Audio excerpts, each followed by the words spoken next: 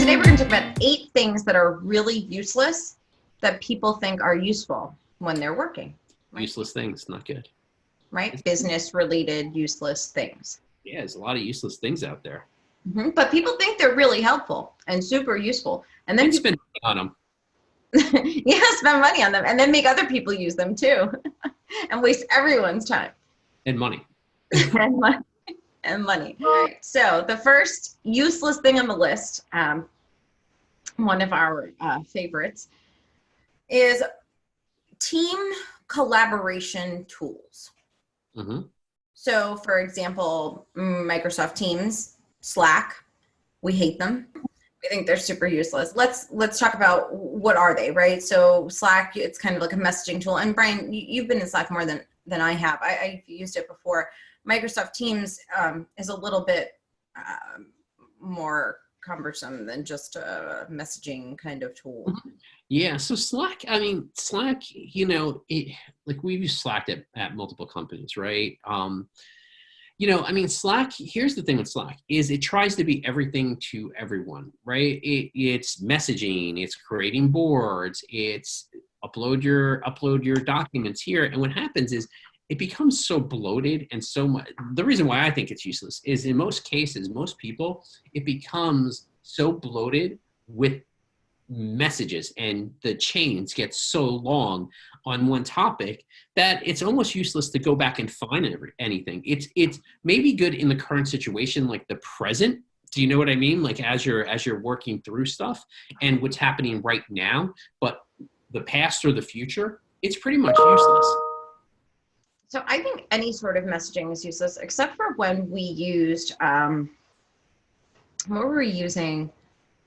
Oh, where the messaging tool, Skype Messenger. What was it? It was the Microsoft Messenger inside of, I know what you're talking about. It wasn't Skype. It was Microsoft Messenger, I think is what it was called. Whatever it was. I think that was useful because there were certain people that you probably would never text.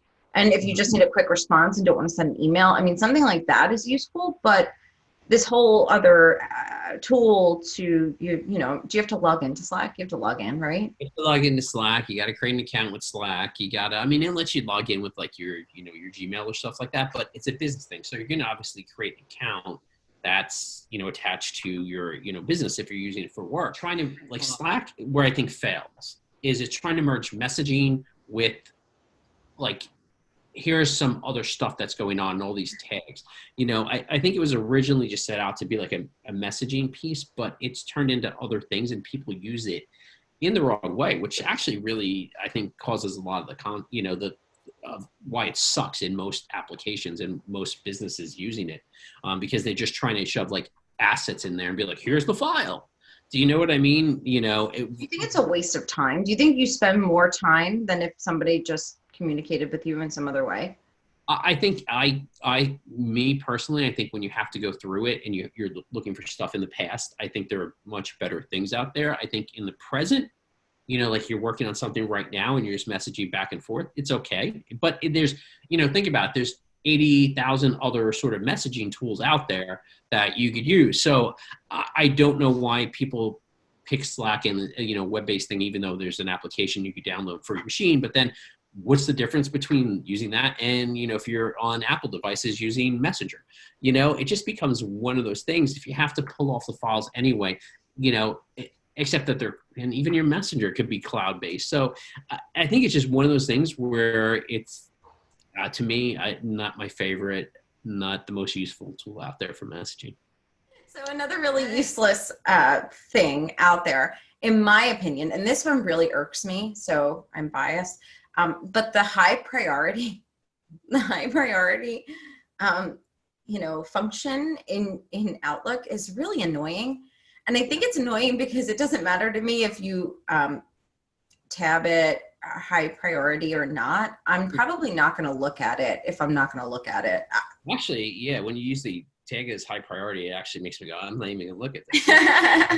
But it makes me go, why do you think your message is any more important than anyone else's message to me than, elsewhere, right? So usually for me, I'm just like, why are you tagging this high priority? Like, And then you get pissed off because you're like, this was your emergency.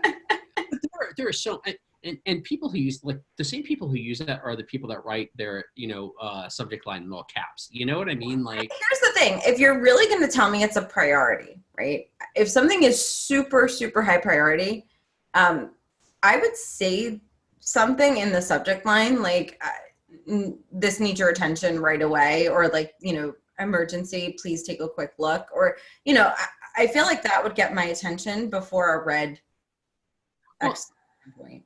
Well, how about this? I mean, some email servers we know will sit there, like, if you're using, I'm just going to point out with Google, sometimes like your Google back end, and a lot of people use, Google for the back end of their email, but, the Gmail, the G Suite, but sometimes it takes a few minutes to come out. If it's really that important, you know what, shoot me a text, because I'll get it in like 3 seconds. But I know you Slack, but shoot me a text, right? You can Slack me if you'd like. Don't send it to me on Slack, but send me a text or whatever. You get my point. Like, I think there's also other ways, but yeah, anyone that's marking high priority, I think some of the other functionality is silly too. I mean, who color codes their email? I'm sure there are people, but they are not me. And they are not most people, I don't think. Right. People make folders. That's a common thing. And you shove things in folders. You create rules that shove, certain emails from certain email addresses into folders. That's totally legit. But there are a lot of sort of, I guess you would call them bells and whistles in, like Outlook or other applications where you're not going to use those 90% of the time. I just saw one today. Hold on. What was that called? To manager. I don't know what that does. Yeah. But like, are you telling me that like you send an email to your manager if that's set up that way? Can you just type their email address in? I don't know. I things like that are just strange, right? Yeah, and you had more than one manager. Let's say when you just set up a group that was just useless. Yeah, so a lot of the functionality, I think most people don't even realize you could do things like color code your email, or or mark things as high priority, So. All right. So another useless thing, free conference software that sucks. Yeah, there's so many of them out there, and there are so many out there that suck, and there are just a handful of them that are really good, right? That are free, free. But why aren't you using freeconferencecall.com is what I want to know, when there's a free version of Zoom out there for you to use. I'm not sure why I'm calling into a number and I'm getting, this call is brought to you by freeconferencecall.com. Like, just use Zoom. You get 45 minutes. How long do we need to talk?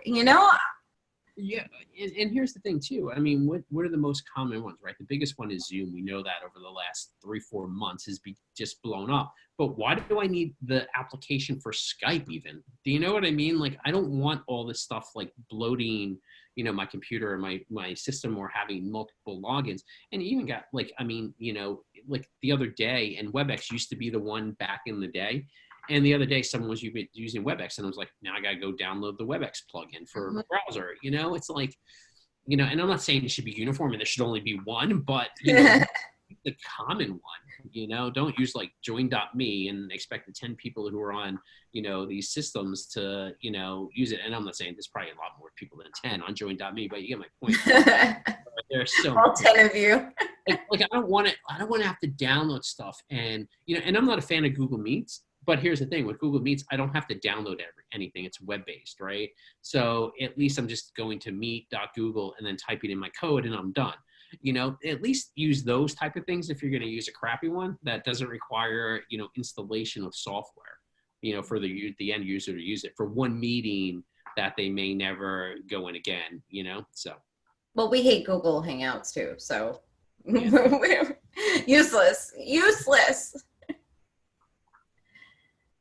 So the next useless thing are application portals that are not single sign-on. And Brian, I know you really get rubbed the wrong way by this. Yeah, this one always bothers me. And I know sometimes with certain applications, they're not, the APIs aren't there. But here's the thing, and you see this a lot in companies, and you see this a lot actually in schools that offer online pieces, where they create this application portal where you got to log into the application portal. Right? And then here's all the applications, or here's the links. And then you click on the links, but now you have to log in again using sometimes the same credentials, which is crazy because, you should create a single sign-on environment. A user shouldn't have to, then don't even call it a portal.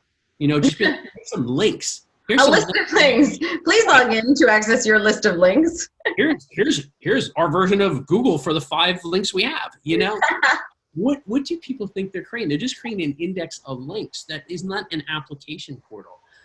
Basically, users are expecting single sign-on. If, say, for instance, the school environment, a lot of kids use iReady. If you're signed into your school's application portal, you should not have to sign into iReady again, or whatever the case is. And you see that not just with schools, but you see that in a lot of companies where they create this application portal, but it's not single sign-on. And what sucks about that is sometimes it's not even the same credentials. So what happens is users are still forced to remember that all those passwords, right? Which is the purpose, but having the multiple passwords, then the purpose of single sign-on is to have one sign-on and be able to access these, or that application portal, one sign-on and access these. Then it just becomes a index of links, and that's what happened before search engines, people. That's what happened before search engines. There were indexes of links, not even search engines. So that's what you're creating. Welcome to 1990. All right, next useless thing. Contact forms. How about that? Contact forms, right?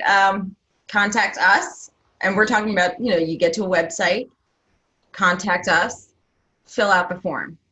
Useless. Yeah, especially when no one ever answers. Those are completely useless.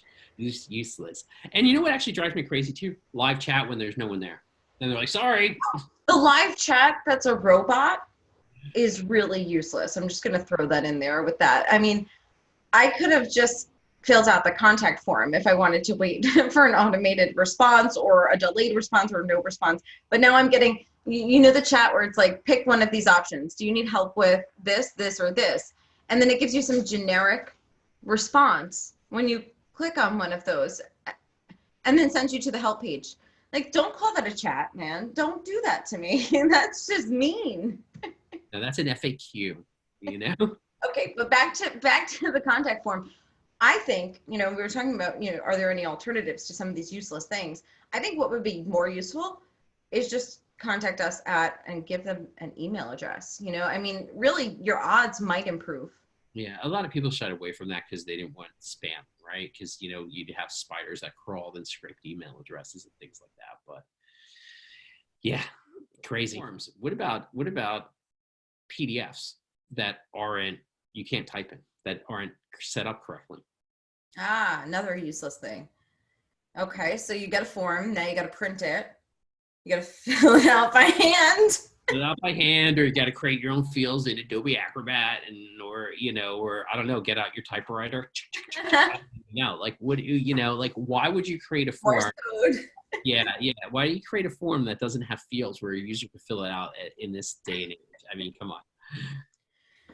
All right, so another useless thing, some web-based email providers. Mm-hmm. So, I mean, we were talking earlier, I mean, I'm a big fan of Gmail, right? I mean, I know that's a web-based one. I'm a fan. I don't particularly like all the other stuff that comes with Gmail, like Google Docs and Sheets and all that.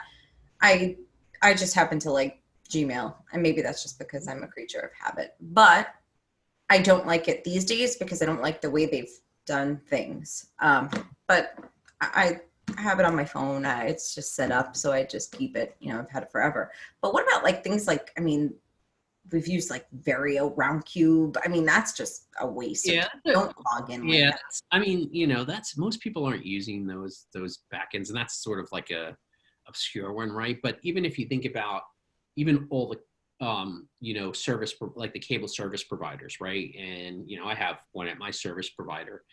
And what's crazy is their backend too, their web-based mail. Like if you're not pulling it into, Outlook or another mail application, which most people do, but if you're using that web-based mail, it's horrible. Like most of them suck, whether it's, Cox or whatever, or, your Time Warner or your Optimum or whatever the case is, most of those AOL. What about AOL?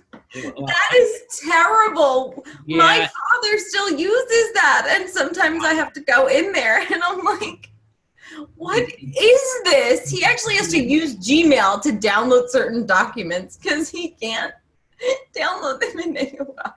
That's pretty crazy. So he actually like logs into AOL. Yes. See, so I mean, I guess that's really what we're talking about. So almost any email service that you're not pulling it into an application, like on your iPhone, you know, or in Outlook, or pick whatever one you like, using that interface, that web-based interface, most of those, you go to Yahoo. I would even argue like Gmail, that interface sort of sucks online. That web-based interface sucks. I would argue most web-based interfaces online suck for email. I would say they're all useless, and you're probably better off pulling those into your phone, or pulling those into Outlook, or pulling those into another application, an email application. Because the reality is you could also aggregate. I mean, I know Google Gmail lets you do that, but you could aggregate multiple emails into it, because most people are pulling, you know, especially, you know, as the lines have blurred between, you know, personal and work, right? Most people are pulling their work email in with their personal email, and sometimes they're pulling more than one work email in, or they're pulling 2 or 3 personal emails into one. Why do you want to log into your Gmail, then log into your Yahoo, then log into your, if it's your dad, log into your AOL? Yeah. Or why do you want to, you know, why do you want to log into multiple web-based pieces? You want to use one application that pulls it all in. So I would say most web-based email sucks. It's useless. Last useless thing, some WordPress plugins and templates even. They are, some of them really are useless. Yeah. Now that as I'm thinking about it. I mean, I'm a huge fan of WordPress, right? It's a great CMS. It's free. It's open source. There's a lot of community development in it, like a lot. It's great. It probably has one of the biggest communities of anything else. I know their claim to fame is that, you know, more sites are built on WordPress than any other CMS, which it is probably, you know, it's probably very true, right? I'm a fan, but why is it that 80% of the plugins just suck? You know, like they are useless. They don't function. They don't work well. There's security issues with them. I mean, you know, there are so many plugins and themes out there that are almost like, you know, hazardous, you know, you'd almost want to say to a website, right? And there's so many versions of the same thing, you know, and some of them suck and some of them don't. You know, you kind of have to go through them and figure out what sucks and what's not, and hope they have reviews and stars and you know, numerous downloads. But I mean, why do I need 7 different versions of like a form generator or something, you know, just the same thing. It's, you're giving me the same thing, you know? I have this, the way I deal with, like, say a plugin is if it doesn't have like 10,000 people who have downloaded and tried it, like I won't even mess with it, you know? Like, I'm joking, it could be less than that, but you get my point. And like 5 stars, because you see these things in there, like, this looks great. And then you download it and you see it's 5 stars, but it's one person and it's been installed 2 times, you know? And yeah, there's a lot of plugins and themes that are just pretty much just are horrible, unfortunately, you know, but it's community based. You know, I like the fact that it is open source and there's a lot of people creating a lot of really cool, useful things for it. And even with the themes, I mean, sometimes you see a theme, you download it, it's got great reviews and it looks great, but then you can't get it to function the way it looks in the, you know, in the preview. So it's useless because the things you need it to do, it can't do, even though it seemed like it could do it. Well, yeah, there was one template. I remember we used it on one site, and we even bought the paid version, right? Because the paid version of that template was supposed to have this functionality in it, and we purchased that, and then tried the functionality, wasn't there, and we said to the company, hey, they're like, oh yeah, no, that functionality is just in this version of it. Well, then why are you showing it, and why are you saying if you get this functionality, if you pay for it? So there's a lot of just, you know, unfortunately, there's a lot of just, you know, bad plugins out there, you know, or themes, you know, that just are not the most useful, you know, but useless. I love the CMS. Those are our 8 useless things that you thought were going to be useful, but actually aren't useful. They're just 100% useless. And I guarantee you, you probably have another 10 or 20 or 100 or 1,000 things or applications that you think are useless, and we'd love to hear what they are. And don't forget to subscribe.